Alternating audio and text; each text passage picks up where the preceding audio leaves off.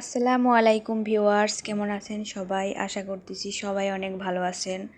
আমি আজকে মাছ দিয়ে 2টা টমেটো একটা বেগুন রান্না করব। এখানে আমি পেঁয়াজ মশলাগুলোকে কষিয়ে নিতেছি। দিয়ে দেব একটু হলুদের গুঁড়া, একটু মরিচের গুঁড়া দিয়ে আমি এটাকে ভালোভাবে কষিয়ে নিতেছি। কষানো হয়ে গিয়েছে। এখন আমি টমেটো কুচি করে দিয়ে দিলাম একটা টমেটোকে ভালোভাবে কষিয়ে নেব। একটু লবণ দিয়ে দিলাম। সবাই আমার চ্যানেলকে সাবস্ক্রাইব করবেন, লাইক করবেন। এখন আমি মাছগুলোকে কষিয়ে নেব। আমি এখানে মাছ তেলে ভাজিনি, কারণ তেলে ভাজলে মাছের গুণাগুণ নষ্ট হয়ে যায়।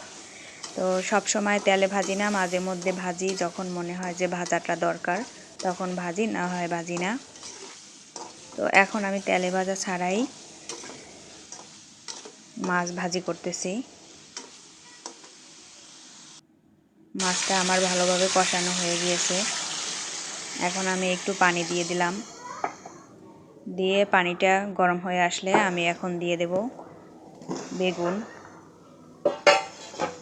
আর দিয়ে দেব ফালি করে রাখা টমেটো।